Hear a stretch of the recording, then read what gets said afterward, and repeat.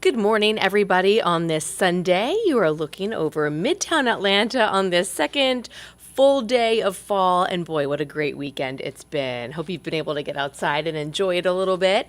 I'm Megan Packer, checking in with a check of some of our top stories here in Metro Atlanta this Sunday morning. And we'll check in with First Alert meteorologist Courtney Jacobazzi in just a few moments. If you joined us early this morning for Atlanta News First Sunday morning from 7 to 9, you saw that it's been a very busy and unfortunately a bit of a violent weekend in some of our Metro Atlanta counties. We're talking about two different triple shootings, one in the city of Atlanta, one in DeKalb County.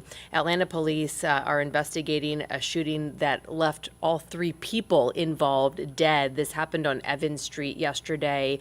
They found three people, including a teenager who had all been shot when they showed up to this area. Investigators say a gunman walked up on two people and started shooting. They're still investigating the specifics of what led up to it, but we know one of them has been identified as a 17-year-old. Family out there at the scene identified one of the other men involved as a 20-year-old man. So Atlanta police detectives still putting that together. But we heard from people in that neighborhood. Some of them witnessed this. They were very upset, of course, by what they saw, and that there is yet another example of gun violence. And this is something we hear from police a lot about in our area, is that people are just so quick to turn to guns to resolve conflicts. But again, Atlanta police still piecing together what happened that led up to this triple shooting. And in DeKalb County yesterday afternoon, three people were shot. They all survived, but one of them was a 71-year-old man who was just caught in the crossfire of other two people who were shooting at each other. This was around 4:30 Saturday afternoon on Glenwood Road. DeKalb County police say a 40-year-old shot a 37-year-old, all because of a previous fight they had. And they say the victim shot back. He hit that suspect, but again, the 71-year-old man in the area was caught in the crossfire. All three of them were taken to the hospital, and they are expected to survive.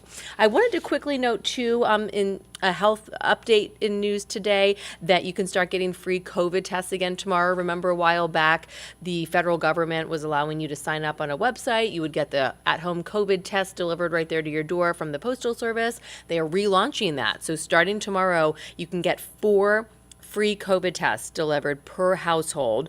It's part of a $600 million plan. You just go to covidtest.gov starting tomorrow. I checked the website a little while ago. It does not look like you can sign up yet, so you do have to wait till tomorrow, Monday. Again, 4 free COVID tests per household. And we also wanted to update you on the latest with the writers' strike. This is something a lot of people are watching closely, not only in Hollywood, but of course with our movie and TV film industry right here in Georgia.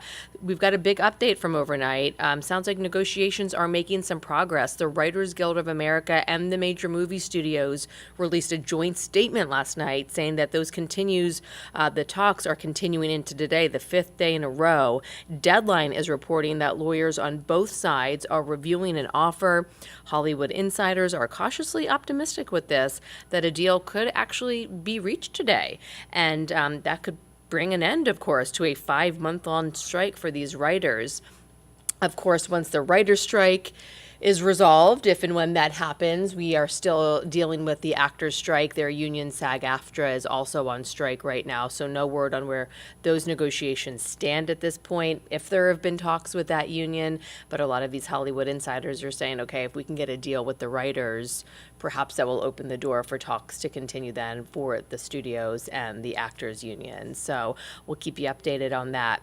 And it is another day out there at the fair, North Georgia State Fair, up and running at Jim R. Miller Park in Marietta, if you'd like to head out there. And a special part of it today, the entire First Alert weather team will be out there. They're kind of taking shifts throughout the course of the day, so come by and find them at their booth and say hi. First Alert meteorologist Courtney Jacobazzi will be out there.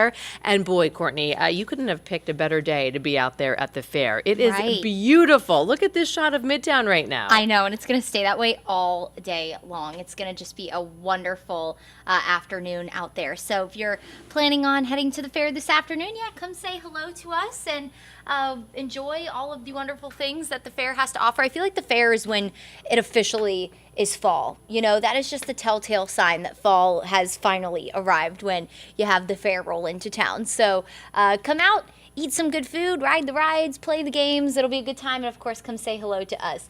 Good morning, everyone. I am First Alert Meteorologist Courtney Jacobazzi. I hope you enjoyed yesterday. It was warm, but it was breezy, so it just made for a wonderful afternoon.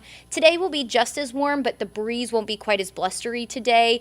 So I think that'll just make it feel a little bit hotter out there if you're standing in the sun. The shade will feel a lot nicer today. But overall, it's going to be a wonderful afternoon with low humidity. Really not many complaints in the weather department.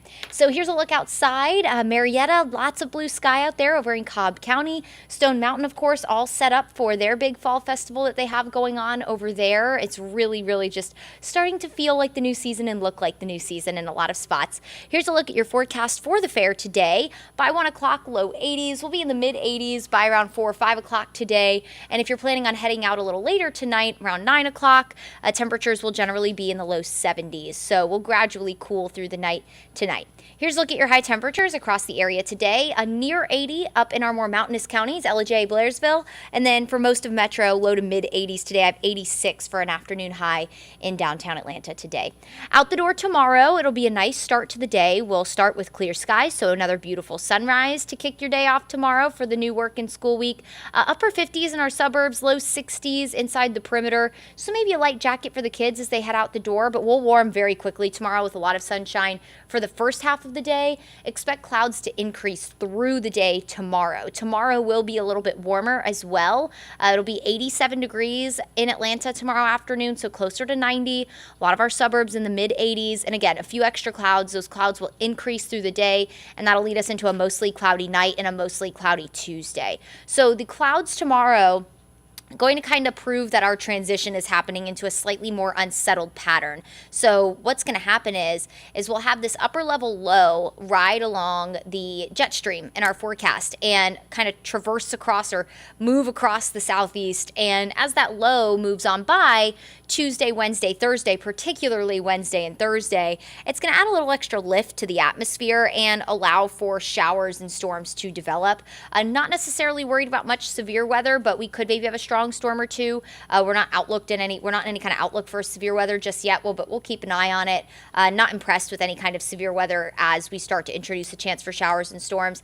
Nonetheless, just keep in mind as that low again kind of makes its way across the southeast that we will ultimately increase our coverage of rain. Will be a little unsettled, especially again Wednesday and Thursday. We should start to dry out by Thursday night, it looks like right now, but that could change. We'll keep you posted on it.